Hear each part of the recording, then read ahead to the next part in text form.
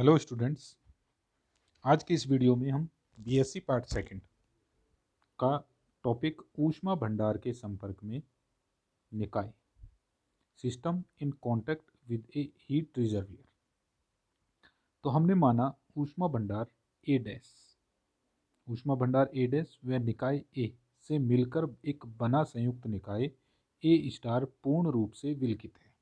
तो हमने कंसीडर कर लिया, एक तो हमारा निकाय है ए डैश जिसे हमने कहा ऊष्मा भंडार हीट रिजर्वियर। ठीक है, तो ये ऊष्मा भंडार ए डैश जो है इस निकाय ए की तुलना में बहुत लार्ज है। इसके लिए हम क्या करते हैं, जो एक्सटर्नल एनवायरनमेंट है, जो निकाय ए के चारों तरफ का जो परिवेश है, एनवायरनमेंट है, उसे हम निकाय ए डैश मान लेते हैं। तो हमने कहा निकाय ए डैश मतलब एक हमने कहा पूरा एनवायरनमेंट है, इसमें हमने निकाय ए जो है ये प्लेस कर लिया। तो ये जो सारा एनवायरनमेंट बन रहा है इसको हमने नाम दे दिया निकाय ए स्टार। तो निकाय ए स्टार जो है वो पूर्ण रूप से विलकित है, आइसोलेटेड है। हमने कहा अब यदि निकाय ए इस ऊष्मा भंडार को ऊष्मा देता है तो इसके ताप पर कोई भी प्रभाव नहीं पड़ता है। अतः संयुक्त निकाय ए स्टार की ऊर्जा ई स्टार सदैव नियत रहेगी। तो हमने कहा यदि ये ऊष्मा इसको रिलीज करता है तो इसकी ऊष्मा में या इसकी ऊर्जा के अंदर जो एनवायरनमेंट है, बाह्य परिवेश है, इसकी ऊर्जा पर कोई प्रभाव नहीं पड़ता है। इसलिए संयुक्त निकाय ए स्टार की ऊर्जा ई स्टार सदैव नियत रहती है। अतः निकाय की आईवी अवस्था की ऊर्जा ई आई हो। तो हमने कहा अतः निकाय ए की आईवी अवस्था की ऊर्जा ई आई है, तो निकाय ए डैश की ऊर्जा तो हमने कहा ये तो हो गई ई की ऊर्जा प्लस ई डैश किसकी हो गई, ये तो ए की ऊर्जा हो गई, ये ए डैश की ऊर्जा हो गई इक्वल्स टू ए स्टार संपूर्ण निकाय की, संयुक्त निकाय की ऊर्जा। तो यहाँ से हमने ई डैश की वैल्यू निकाली, तो E dash equals to E star minus E I, इसको हमने समीकरण नंबर 1 से डिनोट कर दिया। तो हमने कहा निकाय ए की आईवी अवस्था की ऊर्जा ई आई हो तो निकाय ए डैश की ऊर्जा E dash equals to E star minus E I होगी। निकाय ए अपनी निश्चित विशिष्ट अवस्था आई में है, अतः संयुक्त निकाय ए स्टार के लिए अभिगम्य ऊर्जा स्तरों की संख्या वृहद निकाय ए डैश के लिए अभिगम्य ऊर्जा स्तरों के संख्या के समान होगी। तो हमने कहा निकाय ए अपनी निश्चित विशिष्ट अवस्था आई में है, अतः संयुक्त निकाय ए स्टार के लिए अभिगम्य ऊर्जा स्तरों की संख्या वृहद निकाय के लिए अभिगम्य ऊर्जा स्तरों की संख्या के समान होगी। तो ए स्टार और ए डैश इन दोनों की अभिगम्य ऊर्जा स्तरों की संख्या समान होगी, अर्थात संयुक्त निकाय ए स्टार के लिए अभिगम्य ऊर्जा स्तरों की संख्या del dash sorry omega dash E dash. तो ये किसकी ऊर्जा स्तरों की संख्या थी, ये ए डैश की ऊर्जा स्तरों की संख्या थी। ये बराबर होगी ए स्टार के ऊर्जा स्तरों की संख्या के बराबर। परंतु सांख्यिकी के समान पूर्व प्रायिकता सिद्धांत प्रिंसिपल ऑफ एप्रियोरी प्रोबेबिलिटीज के अनुसार विलगित निकाय ए स्टार के सभी अभिगम्य अवस्थाओं में पाए जाने की प्रायिकता समान होती है। तो विलगित निकाय ए स्टार की सभी अभिगम्य अवस्थाओं में पाए जाने की प्रायिकता समान होती है। अतः निकाय ए की आईवी अवस्था में पाए जाने की प्रायिकता संयुक्त निकाय ए स्टार के अभिगम्य अवस्थाओं डेल डैश ई डैश के अनुक्रमानुपाती होती है। तो हमने कहा निकाय ए की आईवी अवस्था में पाए जाने की प्रायिकता, जो हमारा संयुक्त निकाय ए स्टार था, इसके जो अभिगम्य अवस्थाओं की संख्या थी उसके अनुक्रमानुपाती होती है। इसलिए P I probability is directly proportional to omega dash E dash के बराबर होगी। अब ई डैश की हमने या P I equals to C dash omega dash E dash. C dash क्या है, सी डैश है समानुपाती नियतांक। अब ई डैश की जगह हमने समीकरण 1 से वैल्यू रखी तो ये हो गया ई स्टार माइनस ई आई,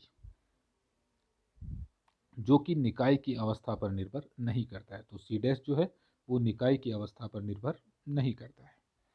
अब हमने कहा दोनों तरफ हमने लॉग लिया तो इधर हो गया log omega dash E dash equals to log of E omega dash E star minus E I.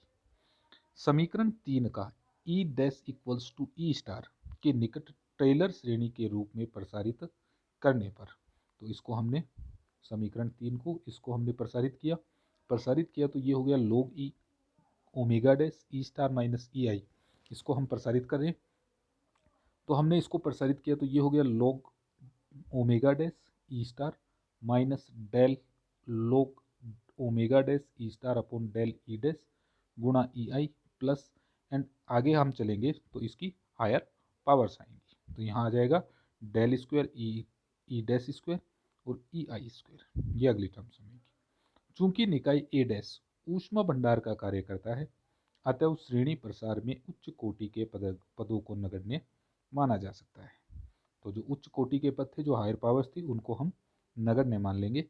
तो समीकरण हो जाएगी हमारे पास log omega dash E star minus E I equals to log omega dash E star minus del log omega dash star upon del E dash E आई।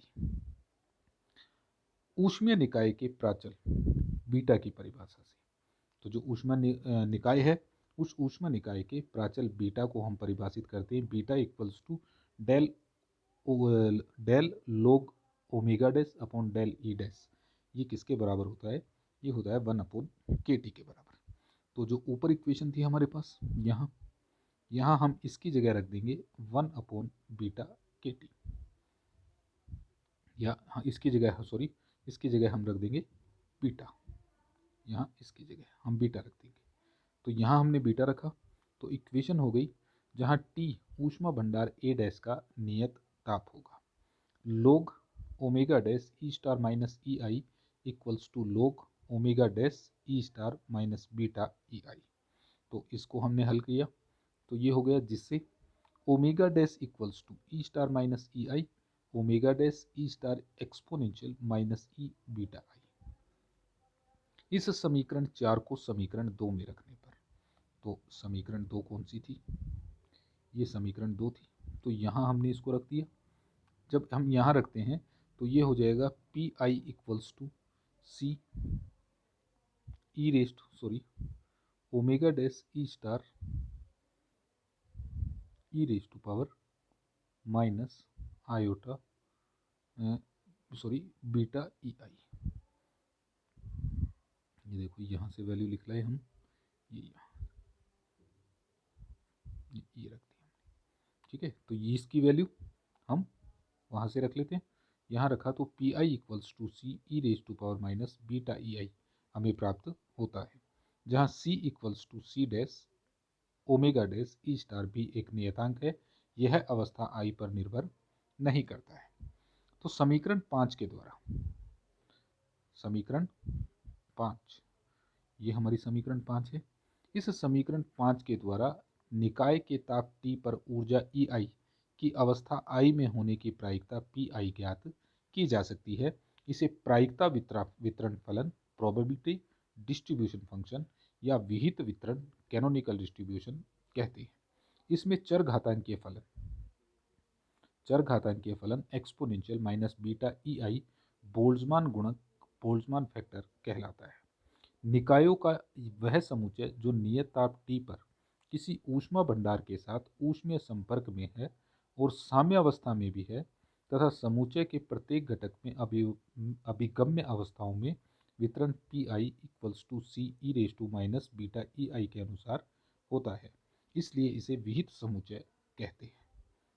ठीक है, तो निकायों का वह समुच्चय जो नियत ताप T पर किसी ऊष्मा भंडार के साथ ऊष्मीय संपर्क में है और साम्यावस्था में भी है, तथा समुच्चय का प्रत्येक घटक अभिगम्य अवस्थाओं में वितरण इस समीकरण के अनुसार होता है, उस समुच्चय को हम विहित समुच्चय या कैनोनिकल एंसेंबल कहते हैं।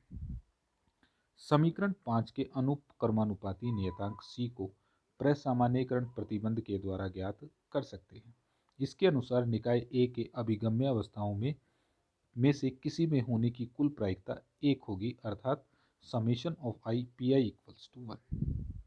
तो ये हमने वैल्यू रख ली, तो C equals to 1 upon summation I E raise to power minus beta I. ये C जो हमने समानुपाती नियतांक लगाया था उसकी वैल्यू हम इस प्रकार कैलकुलेट कर सकते हैं। तो सी की वैल्यू हमने यहाँ रख ली। तो प्रायिकता P I equals to E raise to power minus beta I summation I E raise to power minus beta E I, समीकरण नंबर 6 होता है।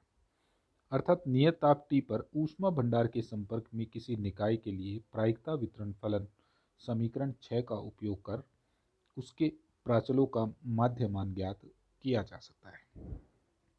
अब हम इससे आगे बात करते हैं संवितरण या विभाजन फलन, पार्टीशन फंक्शन। नियत ताप T पर ऊष्मा भंडार हीट रिजर्वियर के संपर्क में स्थित किसी भी निकाय की EI ऊर्जा वाली अवस्था I में होने की प्रायिकता P I equals to E raise to power minus beta I upon summation I E raise to power minus beta E I कहलाता है। यहाँ summation I E raise to power minus beta E I निकाय की सभी अवस्थाओं के लिए Boltzmann गुणकों का योग है। इसे अवस्थाओं का योगफल या संवितरण फलन भी कहते हैं। इसे साधारणतः फलन Z से व्यक्त करते हैं।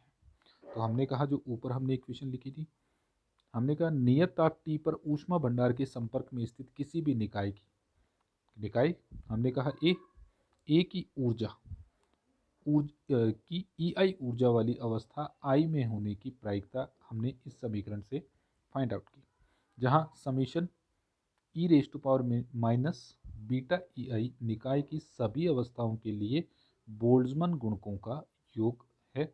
इसे अवस्थाओं का योगफल या संवितरण फलन भी कहते हैं। तो इसका मतलब संवितरण फलन पार्टीशन फंक्शन क्या है? पार्टीशन फंक्शन निकाय की सभी अवस्थाओं के लिए बोल्ट्जमान गुणकों का योग है। इसे साधारणतः Z से व्यक्त करते हैं। तो Z equals to summation I E raise to power minus beta E I, जहाँ बीटा इक्वल्स टू 1/kT। यह फलन एक महत्वपूर्ण राशि है क्योंकि इसका संबंध सभी ऊष्मागतिक स्थूल प्राचलों जैसे माध्य ऊर्जा, ऊष्माधारिता, एंट्रोपी, एंथैल्पी, हेल्महोल्ट्ज मुक्त ऊर्जा फलन, दाब व गिब्स ऊर्जा फलन आदि से होता है।